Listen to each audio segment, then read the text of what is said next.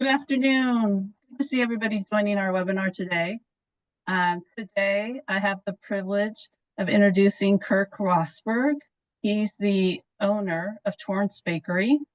I am so privileged to have you join us today. Thank you so much. You're a local legend in the South Bay and beyond, and you are a huge supporter of El Camino College. Torrance Bakery has two locations, downtown Torrance, which includes a cafe, as well as their Gardena location on Western, which really is right around the corner from our college. He has been at this business for 40 years and has over 100 employees, which is remarkable. I think it's fantastic to develop a business to the point where you can employ others and allow them the economic advantage of being in a steady role, serving our community and being able to provide for their families. So I think it's a true testament to your success when you can create jobs for over 100 people. Each weekend, I understand that they produce almost 300 cakes that are custom made. And if you've ever visited their either one of their locations, you'll know how unique and fantastic their cakes are. I have personal experience in this area. So thank you. Thank you, Kurt, for joining us. Thank you for having me. So I want to start today by talking a little bit about your story. How did you become a small business owner? Why baking? How did it happen to be in the South Bay? Tell us a little bit about your history. Sure. Well, I grew up in Torrance, and at 13, my sister worked at this little candy shop in the Riviera Village in Redondo Beach, and the Swiss candy maker, it was him only making the candy at the time, that he says, well, here, you can mop the floors and I'll teach you how to make candy. And I thought that was like, oh, and that really started it. And I remember working there at 13 years old at $1.50 an hour. And I was thinking at some point, the couple of years that I was there, that by the time I'm 21, I want to have 3 candy stores. Well, he left the business. He didn't leave the business. He actually moved his shop to Beverly Hills. And at 15 years old, there's no way I'm going to Beverly Hills. So anyway, so I got a job at a bakery and I loved that. So I think it was just a matter of just loving the idea of baking with food. I worked at, one anywhere from midnight to 2 o'clock in the morning in my late teens, early 20s. And then I went to El Camino after that. Never got my AA, but I went to El Camino. I took art classes and some of the basic classes over there, and the art classes to refine my trade. Because now I'm thinking I'm gonna own a bakery when I get a little bit older. So I have been thinking about that since being a teenager. So now I buy Torrance Bakery. I'm 27 years old. It's in downtown Torrance. Downtown Torrance is a dump in 1984. Rent was 35 cents a square foot, which Oh, is just wow. crazy. And I think we Yeah. had 7 or 8 employees. It was called Torrance Bakery before I bought it, but it was much smaller. It was 1,200 square feet, and it was more like a panaderia. They had the conchas and the things like that they sold, and they sold a couple of cakes here and there, but it wasn't really a bakery per se. Well, it wasn't my idea of a bakery. It was a bakery, but it was definitely not.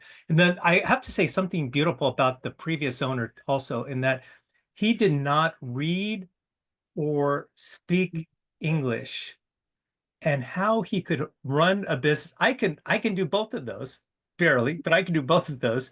And how he was able to keep his doors open by not having that. I mean, I was like, oh, you are much better than me. So I bowed down to his determination and his grit to get that done. Now, like you said, we have 117 employees. We have 15,000 square feet. So we're much larger, and that comes with its own challenges as well. That's a fantastic story. 35 cents a square foot is remarkable. Yeah. And you're right, Torrance was nothing to, write home about in the mid 80s. So it's changed significantly. Um, So that's interesting story about baking. You just found a love for it. You found a niche and you developed it from there. What advice would you give a student who's interested in starting their own business or even just their own bakery? And we have a lot of students in our courses writing business plans that are home bakers, that they develop this um, talent and skill over COVID, perhaps. They enjoy baking at home and selling their goods at farmers markets and other locations on maybe even vending. What advice would you give them? Well, I would say if it's not your passion, or if you're looking for a life balance, this is probably not the best job to get into. But definitely the passion part. I never figured out the life balance thing, but that's just me. But I would get to know what your working environment is. So if you're baking at home, I would strongly recommend trying to find work in a facility so that one, you're going to be around other people who are part of this passion, and you're going to learn maybe some shortcuts that maybe you would not know normally. I mean, I know you can look up a bunch of the stuff on YouTube and stuff like that, but just actually getting your feet wet into a business before you buy a business, I would strongly recommend. There's a lot of people who love photography, Mm, but photography as a business, totally different. And I would say bakery or baking is very much the same way. okay, good to know.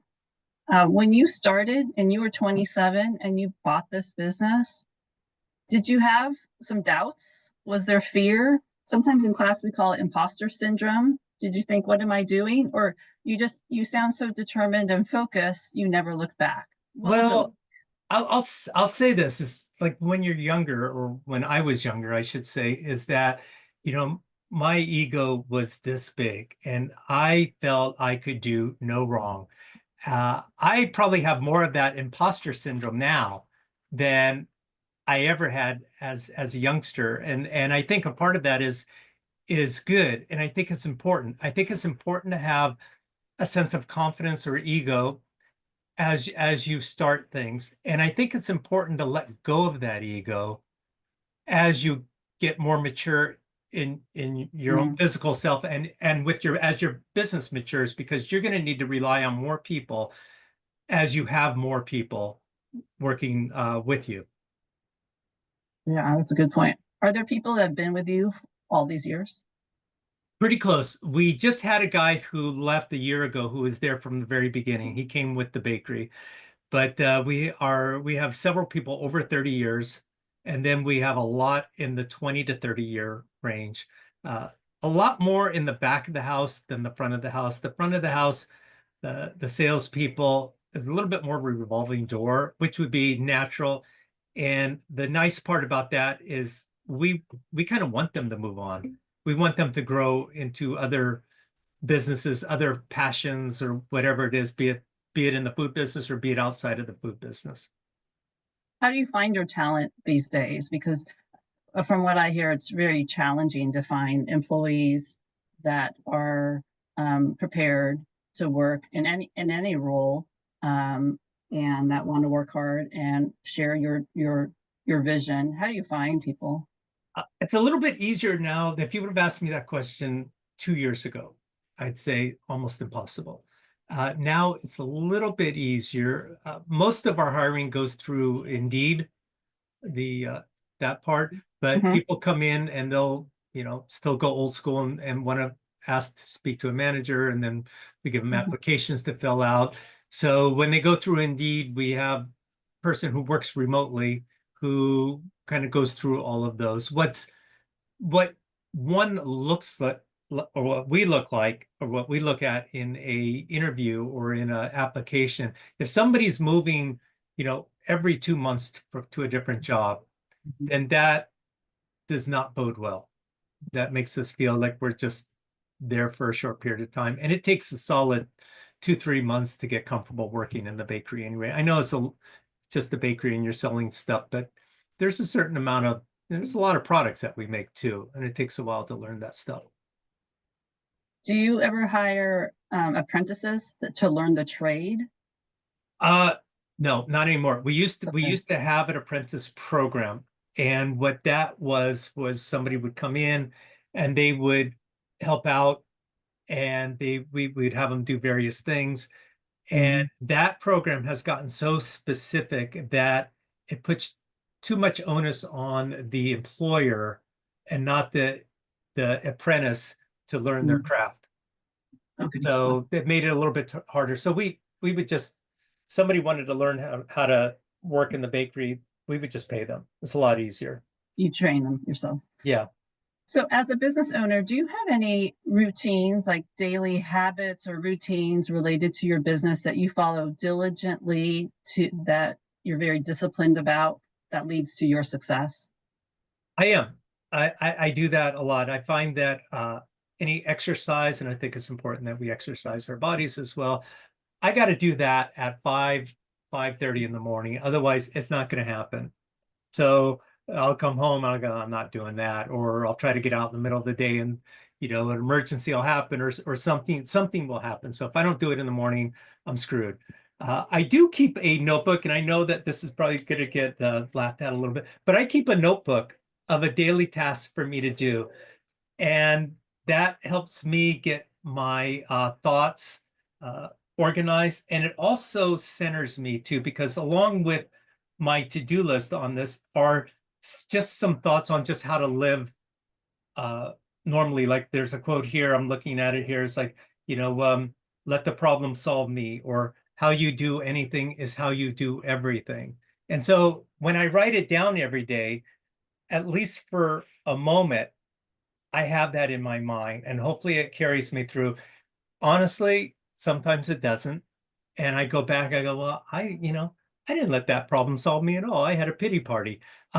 So for those reasons, but if I don't write it at all, I'm probably going to have a lot more pity parties, and I'm going to Okay. feel sorry for myself a lot more than coming up with those. So I find that that's crucial. The other thing I do is I handle all the financial parts.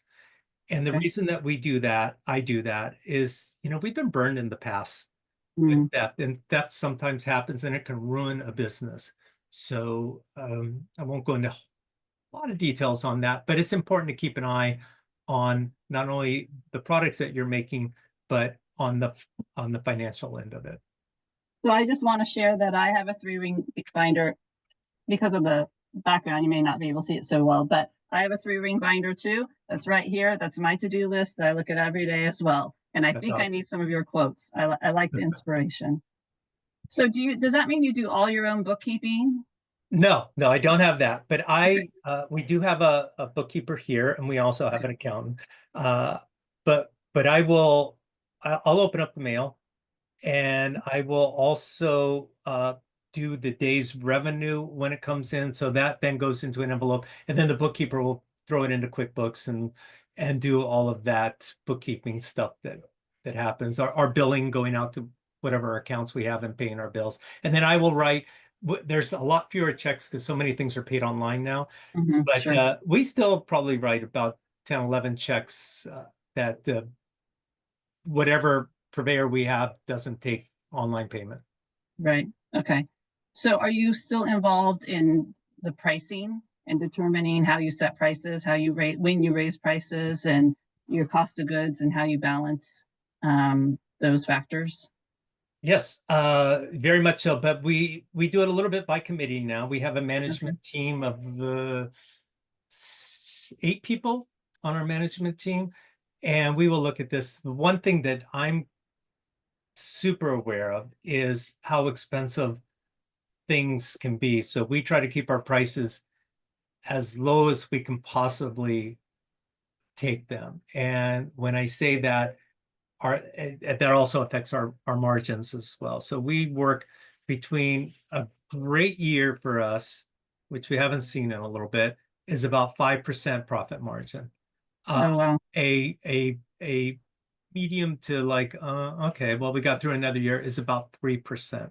And that would be a 3% profit. And profit is not necessarily money that you put in your pocket. Profit goes towards what would not count as where profit would go into would be to um, buy new equipment for the bakery. That would be something like a leasehold improvement or new equipment. So you always have to constantly invest into your bakery as well. So that's you have to absolutely make a profit. Otherwise, you're going to be that worn down, beat up shop that nobody goes to because it's a mess. Yeah, it looks worn, and your shop does not look worn. And so I bought a cake from you last year for my anniversary, and I want to tell you, I think what sets your business apart, not only was that cake delicious, but the people in the front were so friendly and so happy to make me happy by buying a cake. So it was an anniversary, and I buy the same cake every year, and the woman who helped me, and I wish I knew her, remembered her name, but I don't. She had so much fun taking the order, talking about El Camino College, telling me about her connection to the college and how long she had worked for you. It was just such a pleasant exchange and experience. And she kept wanting to put more, make it fancier and put more decorations and how about a little glitter. It was so sweet and so fun that not only is it the product, but it is the service that I think makes your brand and your business super successful. So Well, I thank you. appreciated that. It's like going to a restaurant too. It's like the food tastes better when the service is better. So we constantly preach, and the staff responds great to this, is that we are part of people's milestone events. I mean, when you really think about cakes, you have it before you're born and you have it as your memorial service. You have it before you're born through a baby shower or whatever, and then when you pass away. Weddings are in there and all types of great moments. And we consider ourselves very lucky and grateful to be a part of people's, milestone events in their life, that they trust us that much to be a part of that. Is that your favorite part of owning a bakery? To be a part of the milestone events, it's right up there. I would say my that, and also we have a lot of people, we have a lot of lonely people that are Mhm. just around. And so this is a great meeting place. Sometimes it's a bar without the alcohol. And particularly towards some of the senior citizens, people want to be seen. And for them to come up, go to a place and just in a very relaxed setting, all of a sudden they have a conversation with the table next to them. And next thing you know, the two people are having coffee together for the next 3 years. So Yeah, yeah. that part gives me great joy uh, to be a part of that. I call it like my little ministry too, as far as doing that. And then also, quite frankly, it's a lazy way to give back to the community Mm, because it's very easy and simple for me to say, oh, for this event or for that event, yeah, let us provide the cookies for that, or let us provide this for that. And we can't do it to everybody, obviously, but mm, uh, if if I didn't have the bakery, it's like, well, how would I do that? How would I be a part of the connection with everybody else in this world? yeah. Do you also donate the leftovers at the end of the day, week, whatever it is? We do. We I, do. I We daily, yeah, daily. daily. Okay. So we have ever since day one, there's a church next to us, not too far from us, called Nativity Church, and they will pick up right at closing time, and then they'll Mm, farm that out. If they don't need it, they will farm it out. So sometimes we'll get letters from places that, what orphanage did we give to? I said, oh, it must have been through the Nativity donations that we had. that's wonderful. What a service. Yeah, it's Um, great because you'd hate to throw it away. So right, right. What a way to extend your reach. I sometimes see you on LinkedIn giving kudos to the city. Recently, you made a comment about the city of Torrance improving their downtown environment, and you seem to be very engaged in civic life and giving back to Torrance specifically. I think it's important. There's a woman, Shirley Chisholm, who was the first African American congresswoman, I believe, has a quote where she says, service is the rent that we pay for the privilege of living on this earth." And I feel that that's why we're here, to be of service. And it can't be about me or my little world at all. It really has to be, you get much more joy to give it away than you do to receive, in my opinion. I know that's an old saying, and so, but it definitely, the older I get, the more I see it. Yeah, so true. Now, I just wanted to make a comment. If there are questions, either, I'm not sure which one, either the chat or the Q&A could work. So if you have a question that you want to ask Kurt and you throw it in, try the chat or the Q&A, I'd be happy to include those in our conversation. So I want to know about competitors. When we teach business classes, specifically entrepreneurship, we have an exercise in doing a matrix to research your competitors, learn about other companies doing what you're also trying to start. Do you mystery shop? Are you at other bakeries checking out their muffins and cookies? How do you collect that intelligence? Isn't Or that, do you? isn't that a line from The Godfather? Like keep your friends close, but keep your enemies closer. Not that not the competitors are our enemies.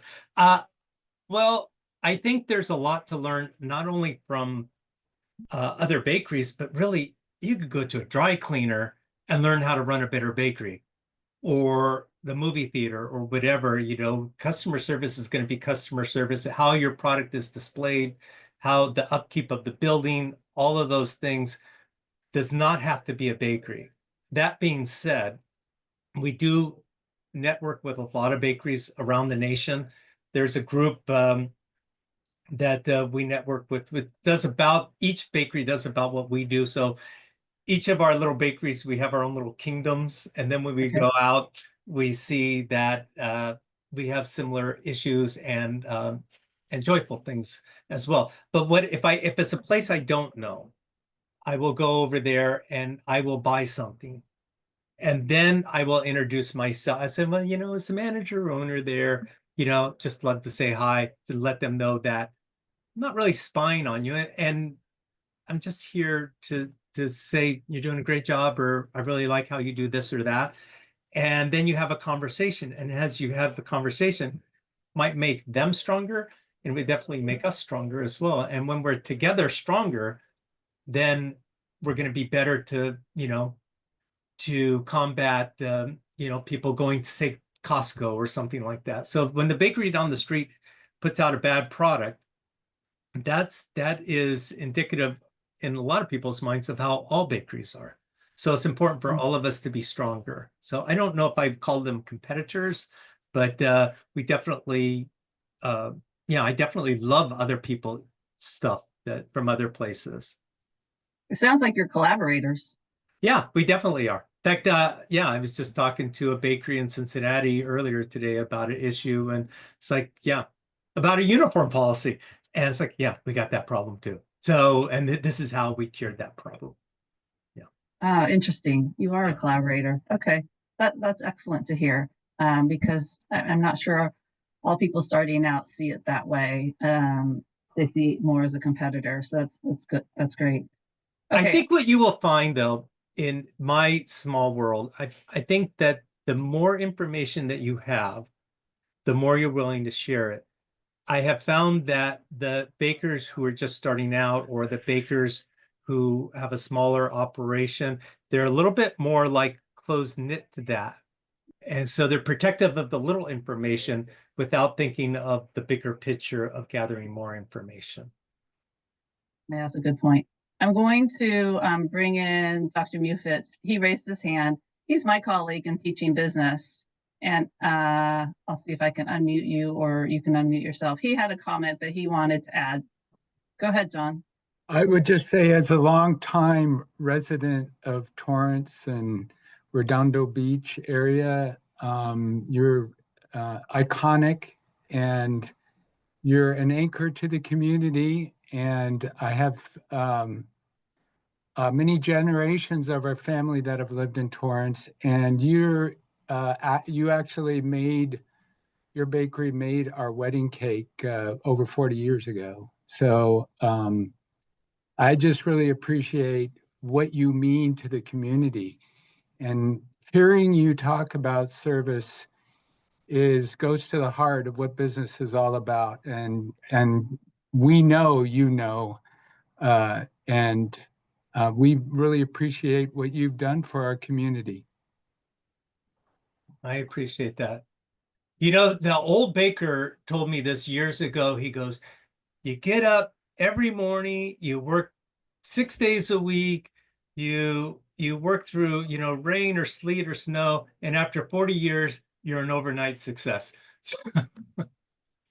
So the Thank idea you. is just kind of stay on track. Don't let your foot off the accelerator, and just keep working towards what I call relevancy. Just it's important to stay relevant. You can't be that guy that like that's the way we've been doing it for the last 30 years, and dagnabbit, we're gonna keep doing it that way. You can't be that guy because you're not gonna last.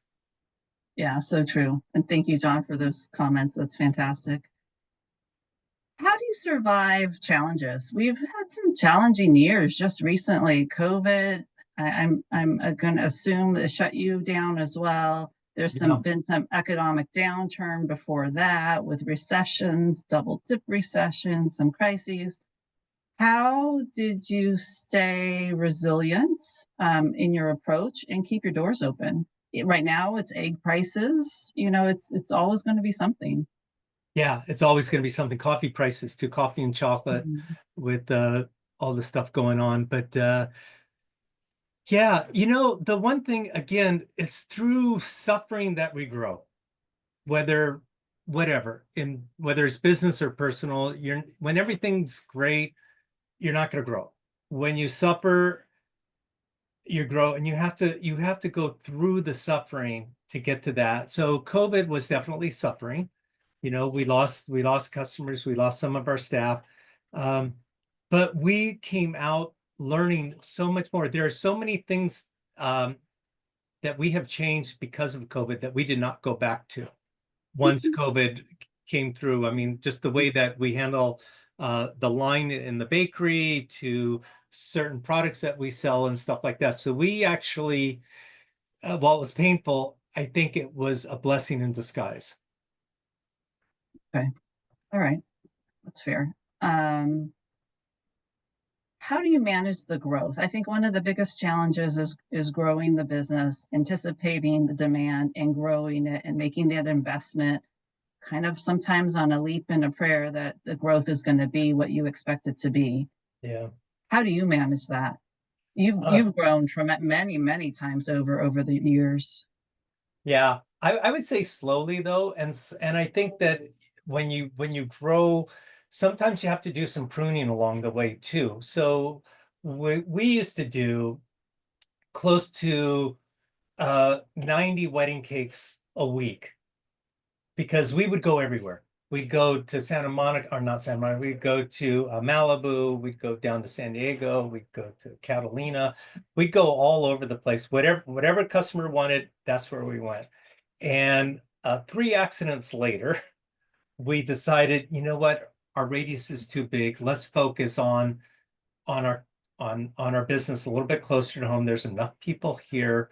We can do that. And just the renting of the vans and all the other stuff and the personnel and getting the right people all the time to do that. So sometimes growth comes from changing your priorities too.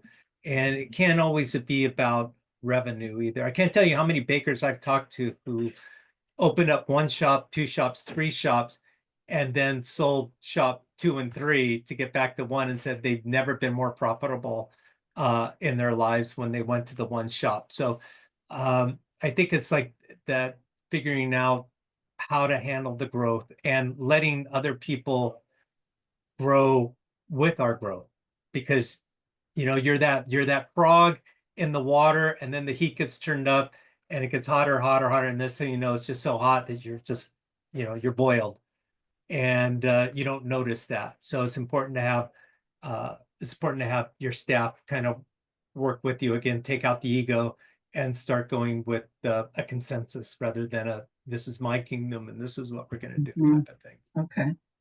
Yeah, different style of managing. Yeah.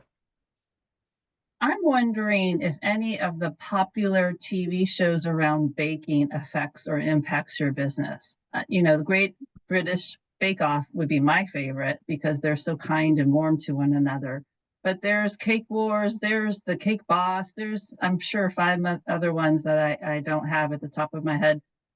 Does this trend impact or drive demand for people to either seek out opportunities to learn to bake or seek out customized cakes?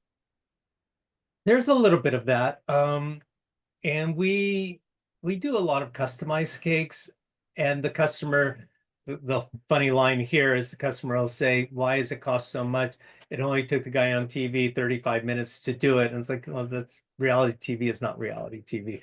Right. So, but I think anything that puts it out there, I think helps our business, especially all of these places are smaller, you know, businesses. They're not huge businesses. So I think I think it's helpful. I don't watch too many of them, but we've been on a couple of these things. It actually costs us, even if we win, it costs us more money than, you know, the $10,000 to, I think that was the prize money at one point. I don't know what it is now, but they're entertaining to watch, and anything that brings the focus to food, quality products, and good ingredients, I think is a win for us. I was going to say, does the advertising make it worth it? Doesn't, well, it's a great question. And I don't know if I know the answer. You know, it's part of the ego thing too. You know, it's great. And then at a certain point you go, it's still great. I don't know. So I think there's a lifespan when people would participate. I had a good friend of mine, she actually died of a heart attack from the show, or so Oh, so the family says. So I don't know. You know, it's stressful. I do know that, being on there, yeah. making sure that you nail it right. But you know, yeah, anything that gives the public idea of what it is, I think it's great. Yeah, maybe too much pressure. So one of our students, Karen, is asking, what has been one of your biggest learning experiences in running the business? Biggest learning experience is that, okay, well, yeah, I'll tell you this. When I first started, I'd say that I mean, I could give you one for every decade, but I'll tell you the first one. So when I bought the bakery, as I told you, it was a panaderia. And so again, we talk about the big ego. That first day, I took everything out of the case and I made only my stuff. So the next day, the customer would come in, where is the conchas, or where is the pull apart bread, or where is this or that? I go, well, no, we have this now. And it's like I lost all those customers. Whereas it would have been better to, if you are buying an existing business, you slowly incorporate your stuff, you keep the other stuff, then you figure out what you're going to do from there. But I mean, that was one of like thousands of knucklehead things that I've done over the years. Yeah, interesting. Yeah. If you were to go back in time, would you have changed any major decision or major action that you took? Yeah, but I mean, it's only through the mistakes that we made that we figured out it didn't work. So you don't know until you try it. So we had an ice cream shop here that we took over some of the space of the bakery, and then we realized, no, this doesn't work. People eat ice cream more at night than they do during the day. So we had to change our hours at night, and it just we weren't in the ice cream business, and it just did not work. So, but you don't know that until you try it. So I guess you have to be experimental to some extent, but you gotta be ready to shut that off too if it doesn't work. So then what do you do For with your ice cream business? Oh, well, we do cakes out of it now. Okay. Yeah, I You can see the converted room it. from my office here. Yeah, that's Okay. where Okay.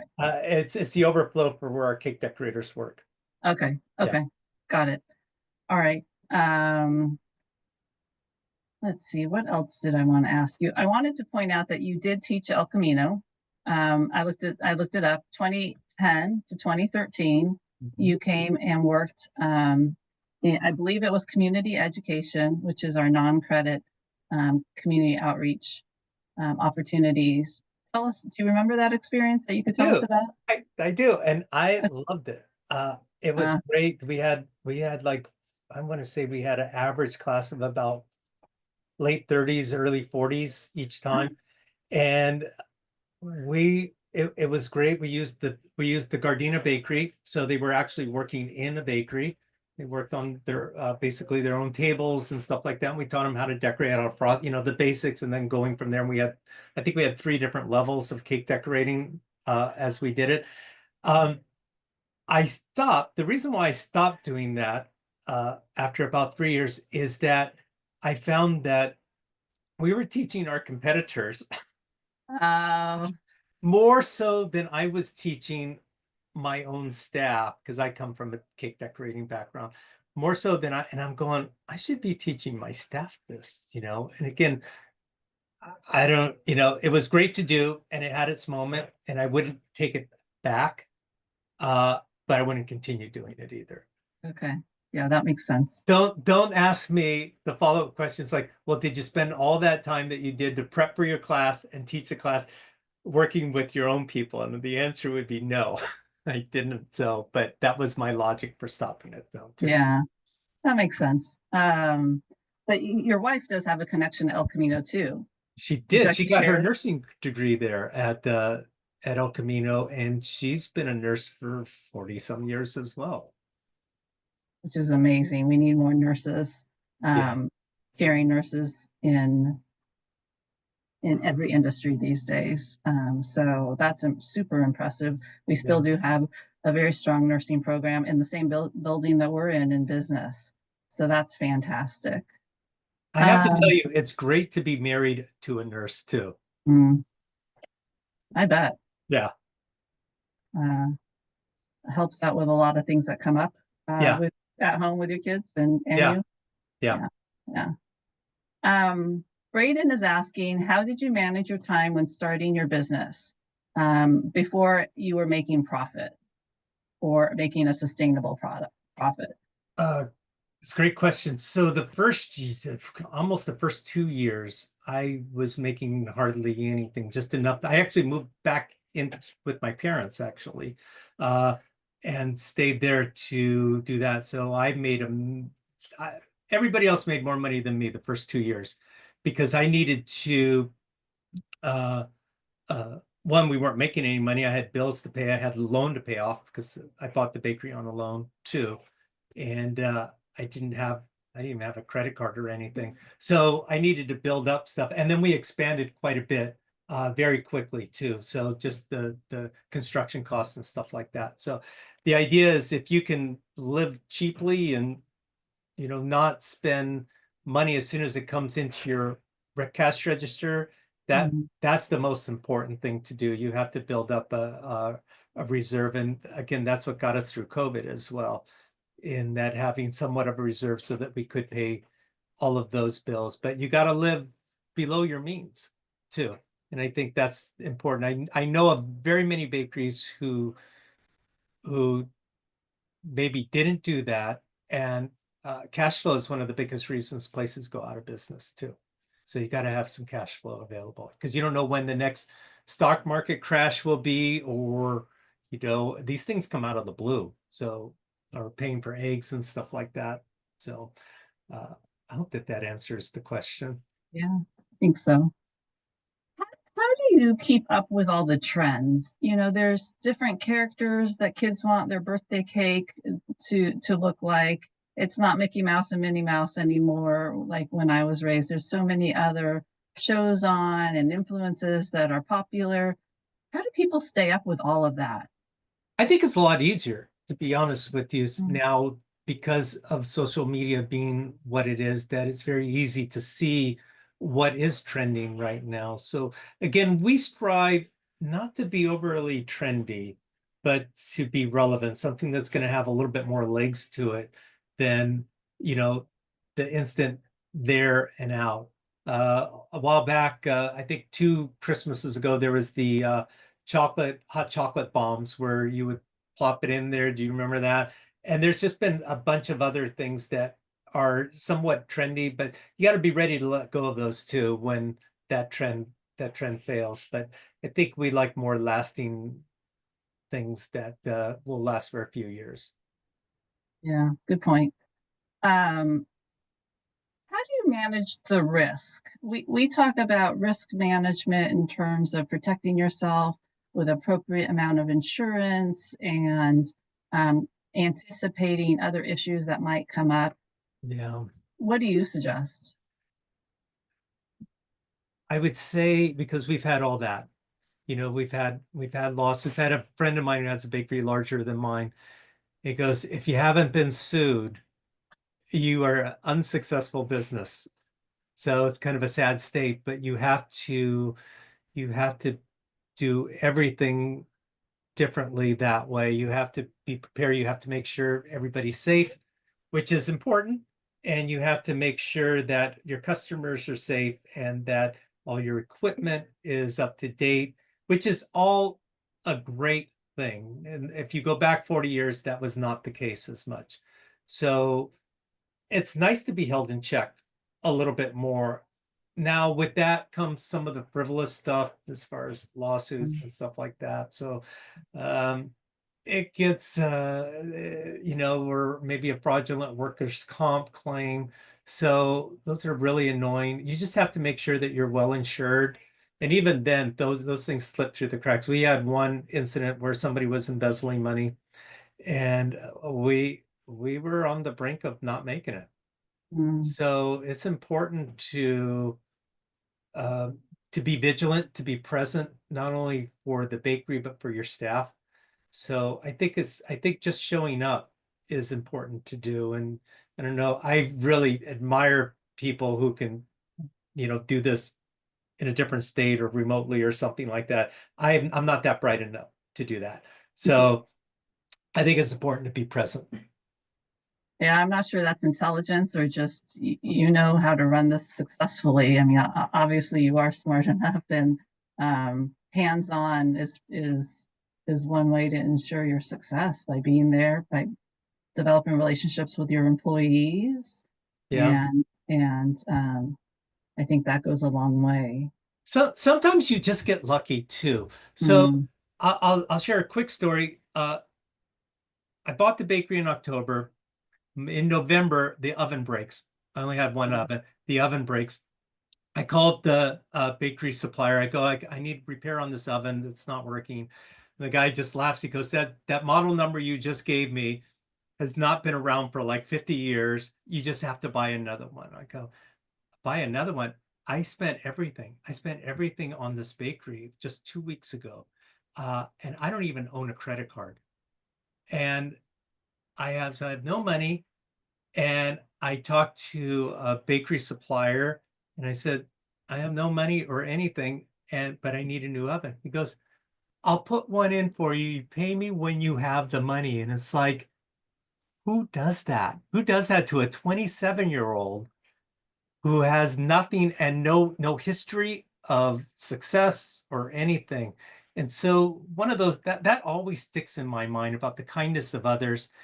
And also just really the luck factor, because there's a lot of bakers way better than me. And sometimes you just get unlucky too. And you just have to kind of dust yourself off and figure out, okay, what's my next avenue from here?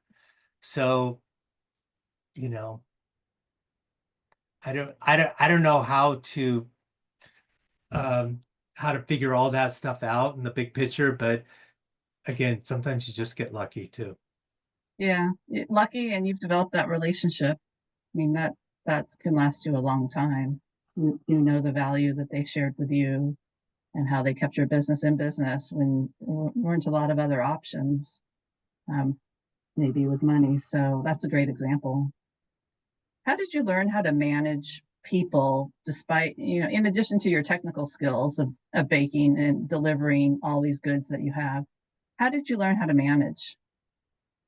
Uh, well, you should ask the staff if I've learned that lesson yet. But I will say that again, if you can kind of not take anything personally, not let your ego get in the way, but also you have to you have to provide some structure. Most people need some type of structure.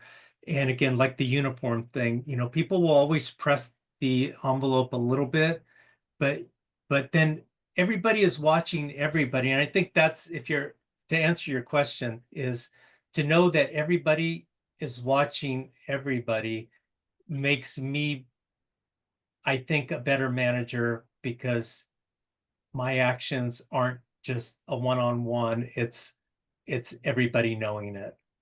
So I don't know if that helps or not, but I think that has helped for me. But I don't know. I think I'm an average man. I think, you know what? I think I'm a really good manager for like 40 people. Sadly, we have 117 people. So that's why it's important to have other managers to help out and make it more of a team effort. Yeah, now you have a team.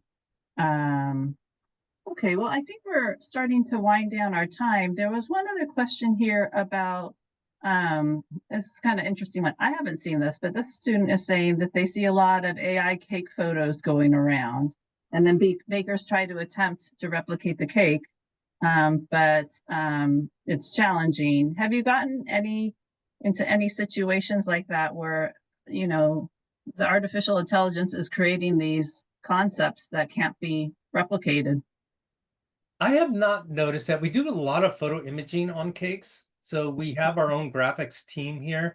So Uh-huh. maybe they would be able to answer that question better than I could. But that's a great question. I'll have to ask them that. But we do a lot of photo imaging on cakes. God, I would say probably a solid 30% of our decorated cakes that go out have some type of computer generated image on there.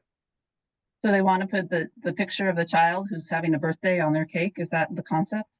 The picture of the child, logos. We've done El Camino logos going out Oh, for on okay. cookies and stuff like that. Okay. We've done, you know, where we'll replace a face with on somebody else's, you know, like the other day it was like a big time archer, and it was like a little 9-year-old space on there. So we do graphic editing on that. It's not, I don't think that AI, but that's a great question. I don't think I know the answer to that. Okay. Let me just close with one last question. You know, the holidays have to be crazy for you. Any holiday. Easter's coming up. There's, you know, a variety of things through the summer. A lot of birthdays, 300 cakes a month or a week. Sorry, a week.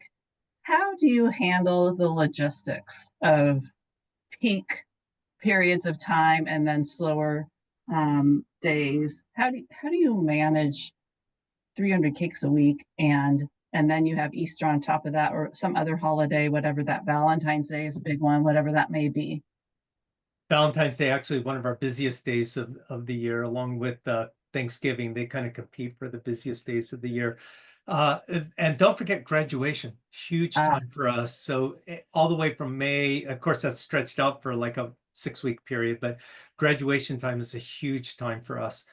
Um, well, one thing is we encourage people to order early during the peak times, and then we will book up and we will say, you know, sometimes people only need 24 hours, sometimes they need a week's notice. And at one point, we'll say we cannot take any more, and it'll be based on who do we have on staff, and you know, does anybody taking their vacations, stuff like that. We encourage vacations in January, which is our slowest month of the year. But the staff knows they can't take any scheduled time off from like mid-April to mid-June. So they know that this is our wheelhouse and this is our busiest time. So it's just a matter of just unfortunately saying no to people who want last minute cakes. okay. Interesting. Sure sign of success. Yeah. So I have totally enjoyed talking to you and spending most of an hour visiting and listening to your business expertise. I am feel so privileged to have you join us. And I know you're a big supporter of the college, and we appreciate that too. Thank you so much. Thank you. And if anybody ever has any questions, feel free to email me. It's very easy. It's Kirk@torrancebakery.com, and my name is Kirk. Feel free to or give me a call, either one. Or if you want to come on by, I'll be happy to give you a tour of the bakery too. So yeah, absolutely. We're an open book over here. Oh, that sounds fantastic. I might hit you up for that. Yeah. All right. Thank you. Thanks for having me. Oh, our pleasure. This has been a privilege. Thank you so much. Okay, take care. Good luck, everybody. Bye-bye. Bye.